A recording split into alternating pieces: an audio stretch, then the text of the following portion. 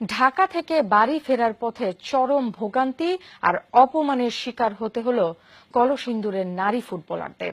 Local বাসে করে ময়মনসিংহ যেতে হয় তাদের। পথে কয়েকজন যাত্রীর কটূক্তির পাশাপাশি শুনতে হয়েছে অশ্লীল ভাষায় গালিগালাজ। এতে হতবাক ক্ষুব্ধ মারিয়া সঞ্জিতারা। দেলোয়ার হোসেনের তোলা ছবিতে হোসেন শাহিদের প্রতিবেদন।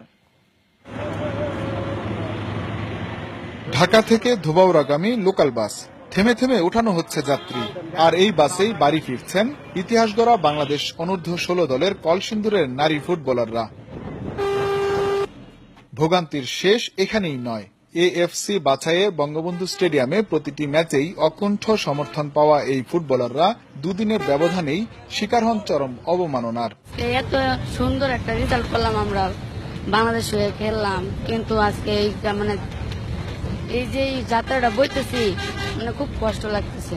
বাসে অনেকে আসলো এই পাশে বৈশা, যে যাত্রীগুলা ওরা বিশ্রী ভাষা বগা ঠকা দিছে।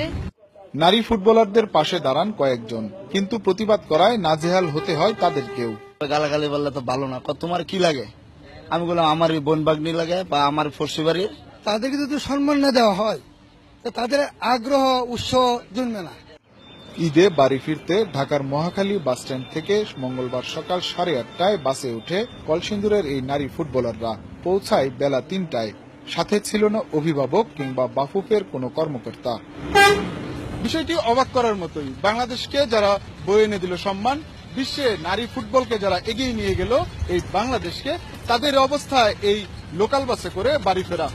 সীমাহীন দুর্ভোগ শেষে ঈদে বাড়ি ফিরছে, এটুকুই তাদের সান্ত্বনা। মেয়েদের সীমাহীন এই দুর্ভোগ আর ভোগান্তিতে হতবাক তাদের অভিভাবক এবং এলাকাবাসী।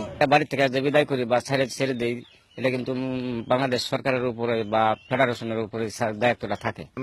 একা একা আসলো, সেখানে কোনো প্রতিনিধি নাই, আমরা এটার তীব্র নিন্দা জানাই। মারিয়া সঞ্জিতাদের নেতৃত্বেই বাছাই পর্বে অপরাজিত গ্রুপ চ্যাম্পিয়ন হয়ে প্রথমবারের মতো এএফসি অনূর্ধ্ব 16 চ্যাম্পিয়নশিপে মূল পর্ব নিশ্চিত করেছে বাংলাদেশ।